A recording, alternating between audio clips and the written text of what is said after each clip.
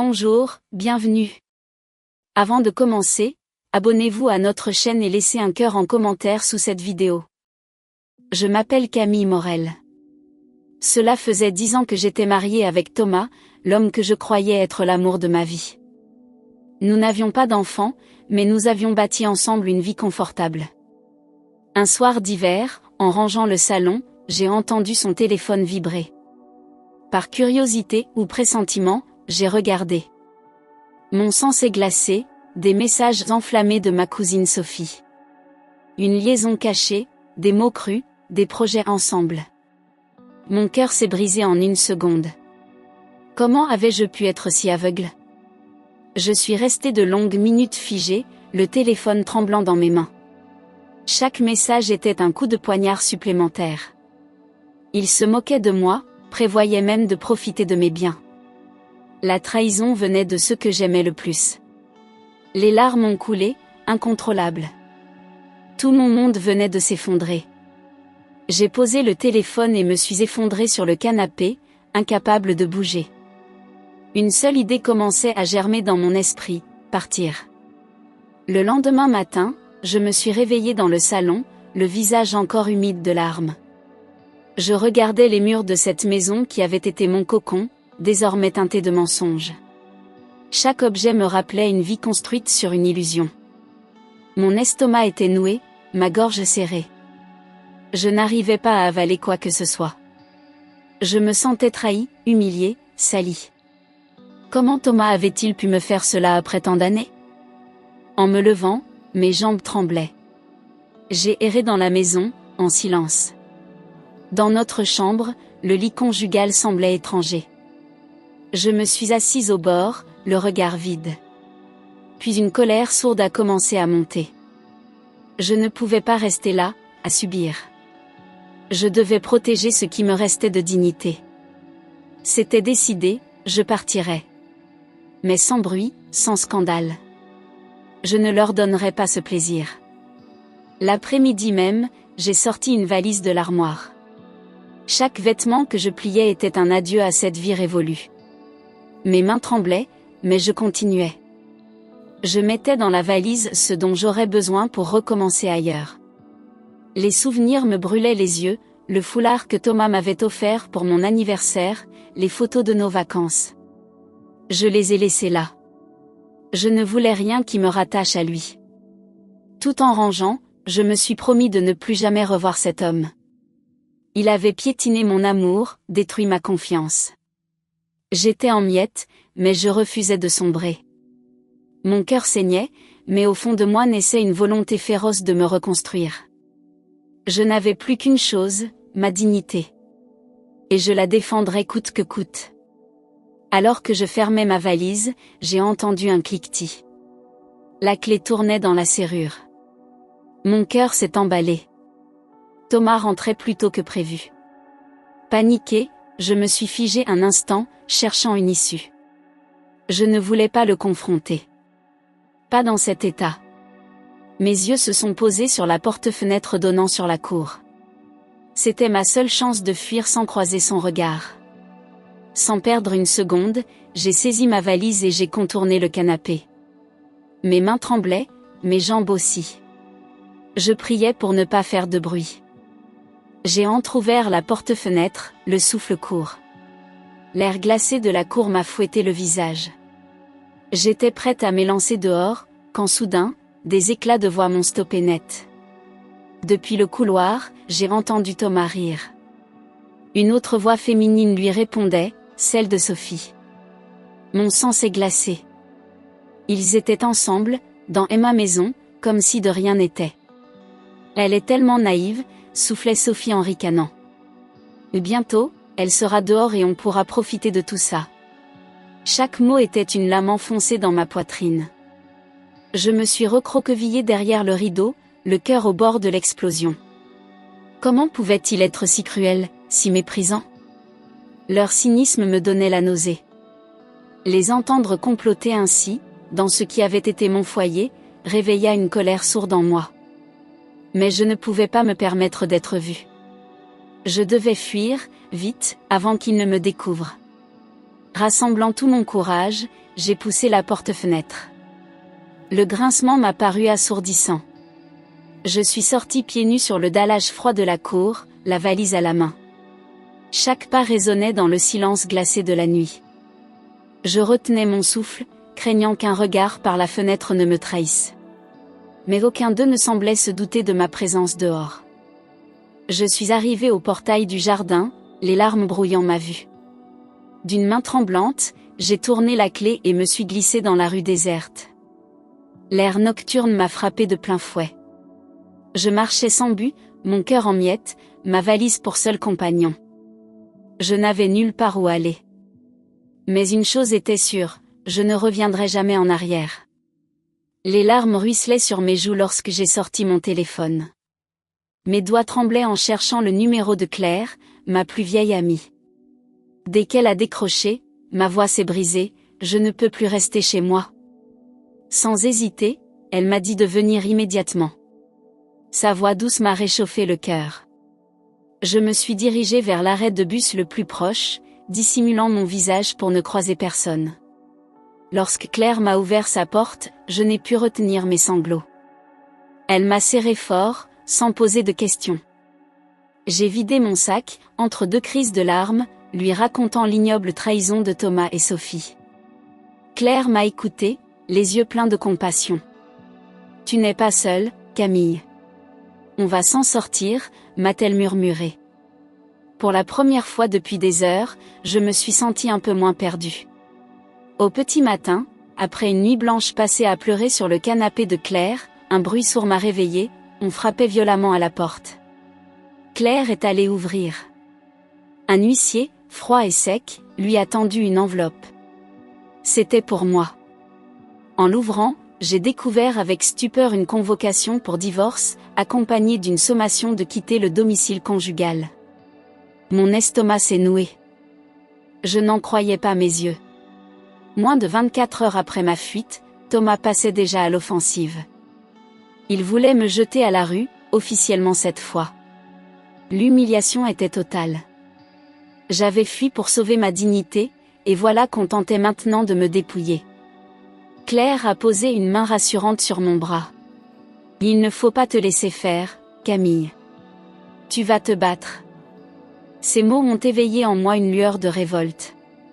Le choc passé, j'ai su que je ne pouvais pas rester passive. Si je baissais les bras maintenant, Thomas gagnerait. Claire m'a recommandé une avocate renommée, Maître Lefebvre. Le lendemain, nous avons pris rendez-vous. Je me suis habillée sobrement, le cœur battant. C'était la première fois que je reprenais un peu de contrôle depuis ma fuite. Chez Maître Lefebvre, j'ai tout déballé, les messages, la trahison, la sommation de quitter la maison. Elle m'a écouté attentivement, son regard acéré trahissant son expérience. « Votre mari pense que vous allez courber l'échine. Il se trompe. Nous allons lui montrer que vous n'êtes pas cette femme faible qu'il imagine. » Ces mots m'ont redonné espoir. Une nouvelle force naissait en moi, je n'allais pas me laisser écraser. Dans le bureau lumineux de Maître Lefebvre, la réalité m'a frappé de plein fouet. La maison où j'avais vécu 10 ans était au seul nom de Thomas. Tous nos comptes étaient communs, mais il avait subtilement organisé les choses pour que je ne possède rien en propre. Mon métier de secrétaire ne m'avait jamais permis de mettre de côté beaucoup d'argent. En écoutant l'analyse de l'avocate, je sentais un poids s'alourdir sur ma poitrine. Mais Maître Lefebvre restait confiante. Ce que votre mari a fait est moralement odieux. Nous pouvons prouver qu'il a prémédité cette situation. Vous avez des droits, Camille. Son ton ferme contrastait avec mon état de détresse. Malgré le constat amer, une petite lueur d'espoir s'était allumée. Je n'avais peut-être pas grand-chose matériellement, mais j'avais encore ma volonté. Et désormais, une alliée redoutable à mes côtés. En sortant du cabinet, le vent glacé de février m'a fouetté le visage. Mais cette fois, je marchais la tête un peu plus haute. Il était hors de question de laisser Thomas me détruire. Le soir même, en discutant avec Claire, j'ai pris une décision, trouver un appartement, même modeste, pour ne plus dépendre de personne. J'ai passé la nuit à consulter des annonces. Après plusieurs appels infructueux, une agence m'a proposé une petite location en périphérie. Un studio simple, mais qui serait à moi. Le lendemain, je suis allée le visiter, le cœur battant. En signant le bail, j'ai ressenti une fierté nouvelle. Ce n'était qu'un premier pas, mais il symbolisait ma volonté de me reconstruire. Je n'étais plus seulement une femme trahie, j'étais une femme en lutte pour sa liberté. Le plus dur restait à faire, retrouver un emploi. Mon ancien poste, dans une petite entreprise où Thomas avait des relations, était désormais inaccessible. Mais je refusais de me laisser intimider. Grâce au conseil de Claire, j'ai actualisé mon CV et envoyé des dizaines de candidatures. Chaque refus était une claque, mais je persévérais. Finalement, une grande entreprise parisienne a accepté de me recevoir. L'entretien fut éprouvant. Mais ma sincérité et ma détermination ont touché le recruteur. Quelques jours plus tard, je recevais la bonne nouvelle, j'étais embauchée comme assistante administrative. Ce salaire modeste allait me permettre de repartir de zéro. J'avais franchi une nouvelle étape. Une page se tournait enfin. Les premières semaines dans mon nouveau studio furent éprouvantes. L'espace était exigu, les murs nus, mais c'était mon refuge. Chaque matin, je me forçais à sortir du lit, à affronter la journée. Au travail, je me donnais à fond pour ne pas penser à Thomas ni à Sophie. Peu à peu, la routine m'aidait à reprendre pied. Le sport devint un exutoire. Le soir, je lisais des livres de développement personnel que Claire m'avait prêtés. Ils m'aidaient à reconstruire une estime de moi que Thomas avait méthodiquement détruite. Je commençais à fréquenter des cercles de femmes entrepreneurs, à élargir mon horizon. Une certitude s'imposait, je ne voulais plus jamais dépendre d'un homme, ni affectivement, ni financièrement. J'étais décidée à forger ma nouvelle vie. Mais Thomas ne comptait pas me laisser en paix. Un jour, au travail, j'ai surpris des regards étranges de mes collègues. Une rumeur circulait, j'aurais quitté mon mari pour un autre homme, et détourné de l'argent. Le coup était bas et bien orchestré. Je savais d'où cela venait. Ma gorge s'est serrée, mais je me suis retenue de pleurer devant les autres. Le soir, j'ai tout raconté à Claire. Il veut te briser psychologiquement. Ne lui donne pas ce pouvoir. Ces paroles m'ont redonné de la force. J'ai décidé d'en parler directement à ma supérieure. Avec calme, j'ai exposé la situation et montré les preuves de la machination. Mon honnêteté a porté ses fruits, ma supérieure m'a cru et m'a assuré de son soutien. Une nouvelle victoire sur Thomas. Dans ce climat tendu, un collègue que je connaissais à peine, Julien Lambert, s'est rapproché de moi. Un homme discret, droit, respecté de tous. Il avait perçu mon mal-être et m'a proposé un café pour discuter. Au début méfiante, j'ai fini par accepter. Autour d'une tasse fumante, je lui ai confié ce que je traversais. À ma grande surprise, Julien ne m'a pas jugé. Au contraire, il m'a encouragée. Vous êtes bien plus forte que vous ne le croyez, Camille. Ne laissez personne vous faire douter de votre valeur. Ces mots sincères m'ont profondément touchée. À partir de ce jour, Julien est devenu un allié précieux. Grâce à lui, je retrouvais peu à peu confiance en moi. Une lumière dans l'obscurité. Les semaines passaient, et grâce au soutien de Julien et de Claire, je tenais bon. Au travail, je m'investissais totalement. Mon sérieux et mon professionnalisme furent vite remarqués. Un jour, ma directrice me convoqua. Une formation interne pour évoluer vers un poste de chef de projet allait bientôt commencer. Elle pensait que j'avais le potentiel pour y participer. Mon cœur s'est emballé. C'était une chance inespérée. J'ai accepté sans hésiter. Cette opportunité représentait plus qu'une évolution professionnelle, c'était la preuve que je pouvais avancer par mes propres mérites. Je me suis plongée dans la formation avec passion, redoublant d'efforts. Chaque nouveau savoir était une arme de plus pour ma reconstruction. Je sentais que ma vie prenait un nouveau tournant. Moins d'un an plus tard, mes efforts furent récompensés, je fus officiellement nommé chef de projet. Ce poste, je l'avais conquis seul, par ma ténacité. Mon salaire augmenta sensiblement, me permettant enfin de vivre plus confortablement. Le regard que je portais sur moi-même changeait aussi. Je n'étais plus la femme brisée d'hier. Je travaillais avec une équipe qui me respectait et m'appréciait. Julien était devenu un collègue de confiance et un ami sincère. Le soir, en rentrant chez moi, je savourais ce sentiment de liberté retrouvée. Thomas appartenait désormais à un passé lointain. Ma revanche se construisait chaque jour, pierre après pierre. Et cette fois, elle serait durable. Lors d'un séminaire professionnel organisé à Lyon, j'eus l'occasion de rencontrer de nombreux entrepreneurs. Parmi eux, un homme attira particulièrement mon attention, Sébastien Martin, un investisseur connu pour soutenir les projets porteurs de sens. Nous avons longuement discuté de mon parcours, de mes ambitions, de mes blessures aussi. Sébastien fut touché par ma sincérité et ma résilience. « Vous avez une force que peu de personnes possèdent », me dit-il.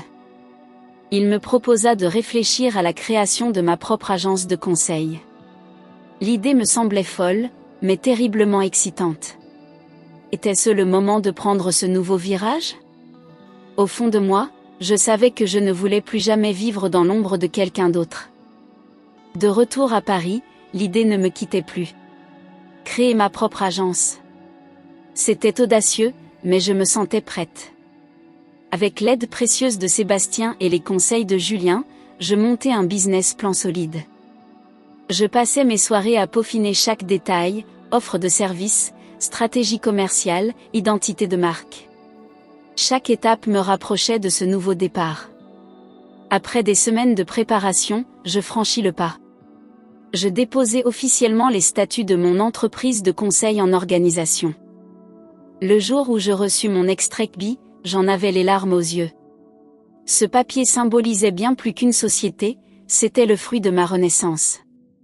J'étais désormais mon propre patron. Une femme libre, bâtissant son avenir de ses propres mains. Dès les premiers mois, le bouche à oreille joua en ma faveur. Mon approche humaine et ma capacité à comprendre les besoins réels des entreprises séduisaient. Les clients affluaient. Je multipliais les contrats et mes revenus augmentaient bien au-delà de mes espérances. Ma petite agence devint rapidement une référence dans le milieu.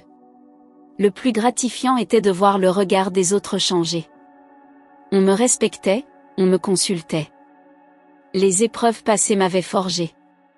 Chaque réussite était une revanche silencieuse sur toutes les humiliations subies. Un soir, en rentrant dans mon studio, que je m'apprêtais d'ailleurs à quitter pour un appartement plus spacieux, je me suis regardée dans le miroir, je voyais enfin une femme forte, digne et épanouie. Un matin d'automne, je reçus une enveloppe élégante.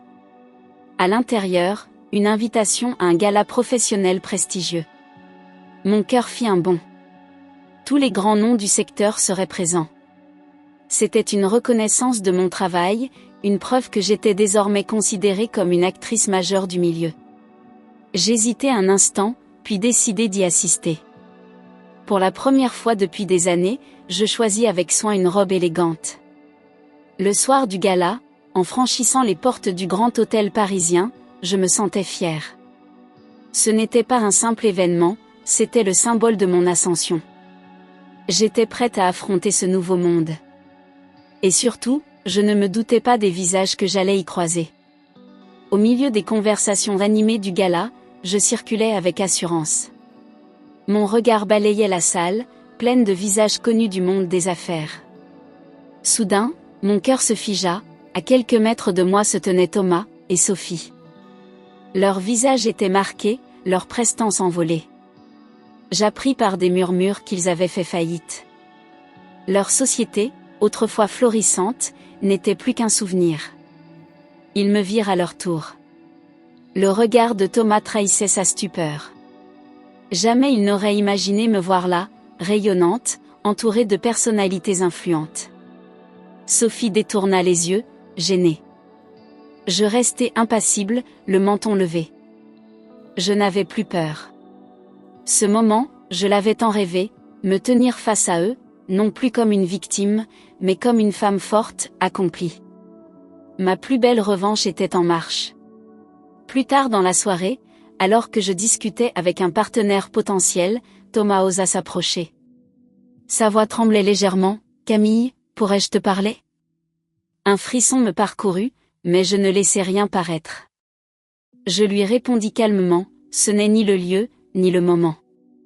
Sans lui accorder un regard de plus, je me suis éloignée.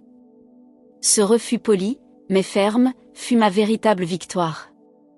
Je n'avais pas besoin de crier ma revanche, elle se lisait dans ma posture, dans ma réussite éclatante. Les échos de la soirée allaient vite, chacun apprenait que j'étais désormais une entrepreneuse respectée, alors que Thomas, lui, avait tout perdu. Le vent avait tourné. Et cette fois, il soufflait en ma faveur. Dans les semaines qui suivirent, le milieu professionnel bruissait de rumeurs. On murmurait que Camille Morel, l'ancienne assistante discrète, était devenue l'un des nouveaux visages de l'entrepreneuriat parisien. On racontait aussi que Thomas Delcourt, autrefois si arrogant, avait sombré après un divorce houleux et une faillite retentissante. Chaque jour, je recevais de nouvelles propositions de collaboration. Mon réseau s'élargissait. Les journalistes eux-mêmes s'intéressaient à mon parcours. Je n'avais rien cherché de tout cela. Mais au fond, je savais que cette reconnaissance était le fruit de ma résilience. Là où Thomas avait tenté de me détruire, je m'étais reconstruite plus forte que jamais. Et le monde le voyait enfin. Quelques mois plus tard, je reçus une invitation officielle, j'étais nominée pour le prix de l'entrepreneuse de l'année. En lisant ces mots, j'eus du mal à y croire. Tout ce chemin parcouru. Ce soir-là, lors de la cérémonie, entourée de personnalités du monde économique, j'étais émue. Lorsque mon nom fut annoncé comme lauréate, les applaudissements résonnèrent. Je montai sur scène, le cœur battant, les larmes aux yeux. Mon discours fut simple mais sincère, je parlais de résilience, de dignité, de la force de se relever après une trahison. Dans la salle, je vis des femmes me regarder avec admiration. Beaucoup se reconnaissaient en moi. À cet instant, je compris que ma plus belle victoire n'était pas matérielle, c'était d'inspirer d'autres femmes à croire en elles. Grâce à cette reconnaissance, mon entreprise connut un essor fulgurant. Mais au-delà du succès professionnel, ma vie personnelle avait elle aussi évolué. Julien, mon collègue devenu ami, était peu à peu devenu bien plus. Avec lui, je redécouvrais la confiance, la tendresse, l'amour véritable, sans emprise ni domination. Nous construisions une relation saine et équilibrée. Je venais également d'emménager dans un appartement lumineux, spacieux, à 2 pas de mon bureau. Chaque matin, en ouvrant les volets, je mesurais le chemin parcouru. La douleur du passé ne m'écrasait plus. Elle faisait partie de mon histoire, mais ne me définissait plus. J'étais libre, épanouie, entourée de personnes sincères. Et surtout, j'étais enfin moi-même. 1 an après ce fameux gala, par un hasard de la vie, je croisai Thomas dans un café. Il était seul, vieilli, le regard éteint. En m'apercevant, il baissa les yeux. Il n'y eut pas de mots, pas de confrontation. Je le regardai calmement, sans haine, sans rancune. Ce passé ne m'atteignait plus. En sortant du café, le sourire aux lèvres, je pris une grande inspiration. Ma victoire n'était pas d'avoir écrasé Thomas, mais d'avoir bâti une vie digne, belle, par mes propres forces. Je marchais fièrement dans les rues de Paris, la tête haute. Mon cœur était en paix. J'avais non seulement survécu, mais triomphé. Et le plus beau restait à venir. Tu as aimé cette histoire ? Dis-nous ce que tu en as pensé dans les commentaires. Et n'oublie pas de t'abonner à notre chaîne et de liker cette vidéo, on publie toujours de nouvelles histoires. À très bientôt.